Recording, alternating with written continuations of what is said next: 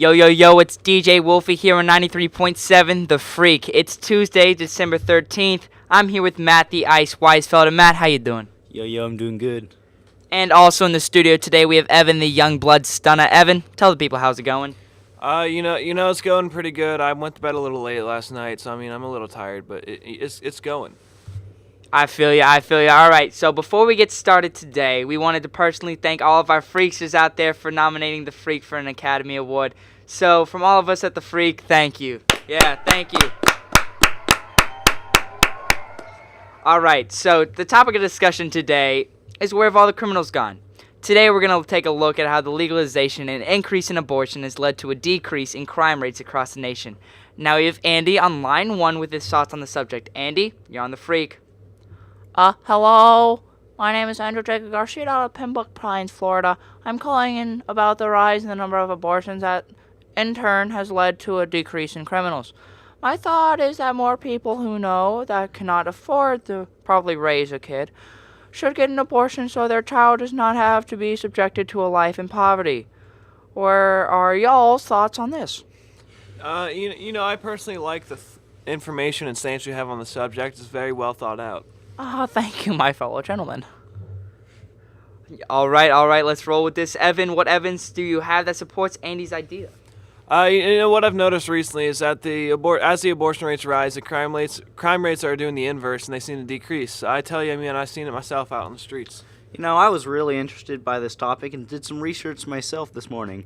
A study by Harvard has shown that an increase in births has been caused by better wages, and better wages lead to less criminals on the street. With a larger opportunity for a better paycheck, it appears that people are working rather than committing crimes. Also the lack in criminals leads to a safer environment. Safer environments lead to more people wanting to raise children, and bada bing, bada boom, kids are being conceived. That makes a lot of sense to me. And I was reading the book Freakonomics the other day, and it said cities with higher abortion rates in the 1970s and early 80s were hit less severely by the crack epidemic of the 1980s and early 90s than cities who had previously had lower abortion rates. This is a clear-cut view that directly shows the correlation between abortion and crime. Cities where people have unwanted children or children they cannot afford to take care of, them choose not to, and then that is one less kid who would have a higher chance of being on the streets in a life of crime. It's clearly shown by who was hit by the crack epidemic. Couldn't have said it better myself. And also, since the early 1990s, abortion rates have increased dramatically as well. So there is a clear correlation between the two. But my question is why? Now we have a caller on line 2. Caller, welcome to The Freak. Hello, it's me again. Get out of here. We told you no. Okay, I just wanted to give a brief reason for this. I heard this quote from the Supreme Court when I was on my annual visit, and I quote, "The detriment that the state would impose upon the pregnant women by denying this choice altogether is apparent. Specific and direct harm, medically diagnosable even in early pregnancy, may be involved. Maternity or additional offspring, I'm nervous, may force upon a woman's distressful life and future. Psychological harm may be imminent. Mental and physical health may be taxed by child care. There is also the distress for all concerned associated with the unwanted child, and there is problem of bringing a child into a family already unable, psychologically and otherwise, to care for it." Wow, Andy, that's not a bad thought. Thanks for your call. I read a study from the University of Chicago that goes along with what you were saying, which said, prior to the legalization of abortion, there was a very strong link between the number of unwanted births and low maternal education over the period of 1965 through 1970.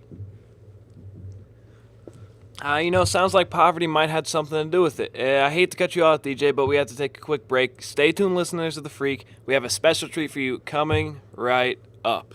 Yeah, An Expert in Abortion will be teaming up with us after this break.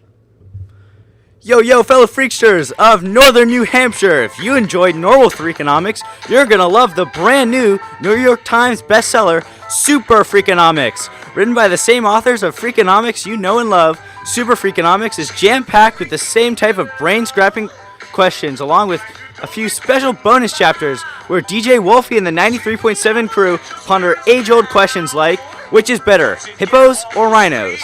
The Washington Post calls it freaking awesome. The New York Times calls it a freak of nature. And Bill Meese calls it excellent.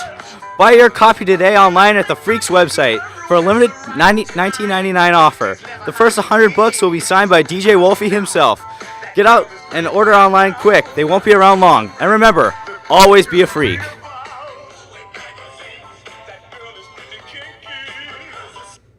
All right. Welcome back to The Freak. I'm your boy, DJ Wolfie. Now back to our discussion. Our topic was how the lack of criminal lead to a drop in abortion.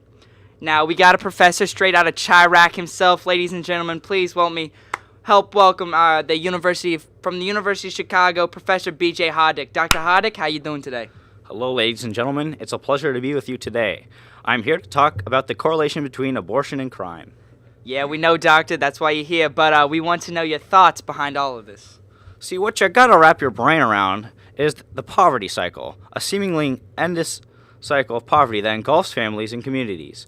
Once a family gets below a certain point of poverty, a chain of events begins, which can often be very difficult to escape for future generations.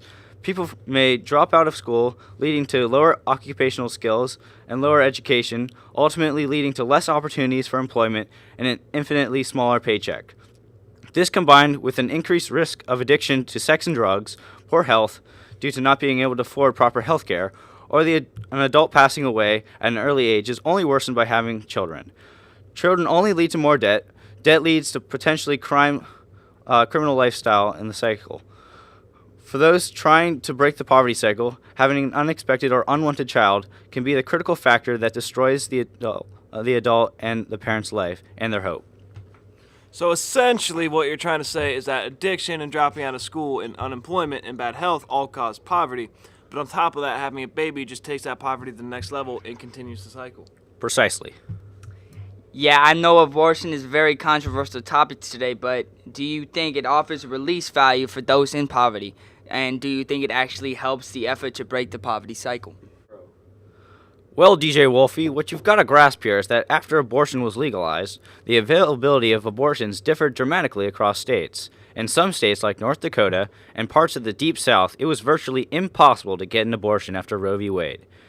Compares to states that had a high abortion rates in the 70s to states that had low abortion rates in the 70s, you see the following patterns with crime. For the period from 1973 to 1988, the two sets of states, high abortion states and low abortion states, have nearly identical crime patterns. Note that this is a period before the generations exposed to legalized abortion are old enough to do much crime. But the period 1985 to 1997, when the post-Roe cohort is reaching peak crime ages, the high abortion states see a decline of crime of 30% relative to the low abortion states. So the answer to your question, I think it can help people who are actively attempting to free themselves from the cycle, but the path out of poverty is much tougher than having an abortion. Doctor, I would never have thought that crime and abortion connect so strong before you came here today, but it's easy to see because that 18 to 24-year-old age group, they're the most susceptible to crime. So once we see them reach that age after Roe v. Wade, you're making good points. I see it clearly now. And it's just the way abortion and crime go together. Good work. Yeah, I love to keep the discussion going, but unfortunately, we've run out of time this morning, as we usually do. Thanks, Dr. Hoddick, for joining us today. You've taught me a lot and hopefully informed our listeners about the ties between abortion, crime, and poverty. It was my pleasure. I'd love to come back someday. All right. So next up on our agenda is which animals are better, hippos or rhinos? Where the freak are you getting these questions? Like, seriously. Yo, yeah, more after this break. No.